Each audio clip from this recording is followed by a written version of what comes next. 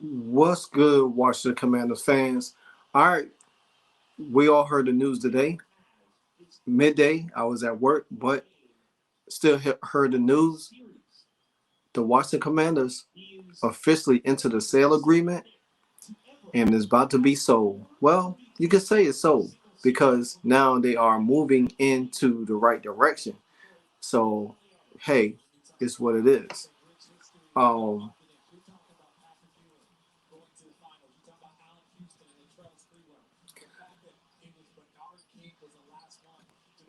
the Washington Commanders is definitely on the move.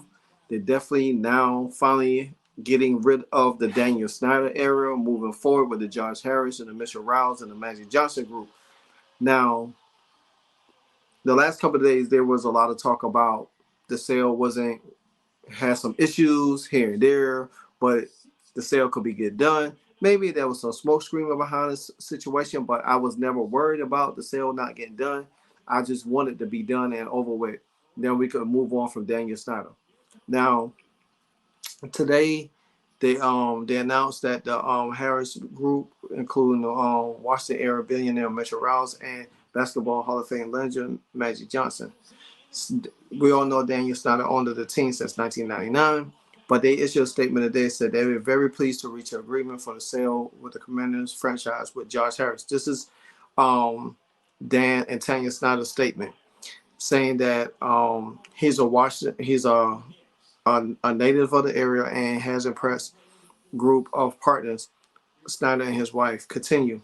Tanya said in a joint statement with Harris Group, "We look forward to a prompt completion of this transaction and to root for Harris and his team in the coming years," the Snyder said, which we all know Daniel Snyder was not going to sell this team to anybody. He didn't want Bezos to sell it. No, and even though the NFL clammed hardly for Bezos, a lot of some Commander fans clam hardly for um, Bezos. I was never the one.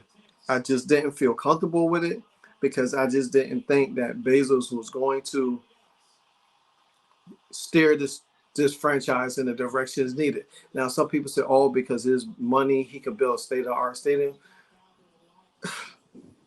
Josh Harris has 17 limited partners, and he has one of the most wealthiest partners out of Colombia.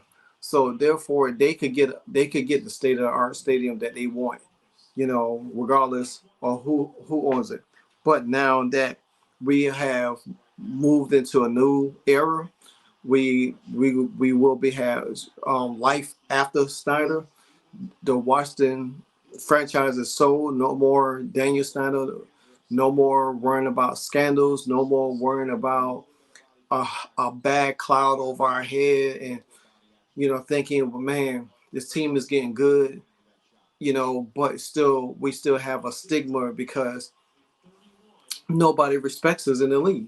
Until we gain respect by coming back as a winning culture, then we will be respected.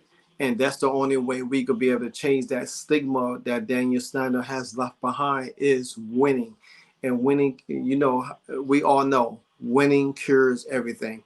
If you win, all forgotten. You lose, people tend to bring up everything and continue to point fingers and not happy and say, "Oh, we need to get rid of this person. We need to fire this person. We need to trade for this person. We need to do this. We need to do that." So it's it's what it is. But now that we are moving in the right direction, I couldn't be more happier. I couldn't be more happy. Now, once the deal is approved, Harris will own control stakes in the team in three of the four major North American pro sports leagues. He and David Blitzer have owned the NBA Philadelphia 76ers since 2011 and the New Jersey Devils since 2013. And now he will own the Washington Commanders in the year of 2023. That's crazy. So he actually, in 2 years apart, he owned two franchises. Now, within 10 years apart, he is about to own another franchise. Now he did say on the behalf of my entire ownership group, including Mitchell Rouse, my longtime sports business partner David Blitzer, and Irving Magic Johnson, I want to express how excited we are to consider by the NFL to the next owners of the Washington Commanders, and how committed that they are to delivering a championship caliber franchise to the city and the fan base, Harris said in a statement. Now, there was some other talks. You got some stuff by Magic Johnson that he wrote on Twitter. Also, he said, "I could not be more excited to be a partner in this proposed new ownership group for the Washington Commanders. Josh Harris has assembled a major group who share a commitment of not only doing the great things on the field, but also making a real impact for the DMV itself." Um, JP Finley wrote also that Josh Harris was buying the Commanders. We look forward to running a world-class organization and making significant investments on and off the field to achieve excellence and have a lasting and positive impact in the community.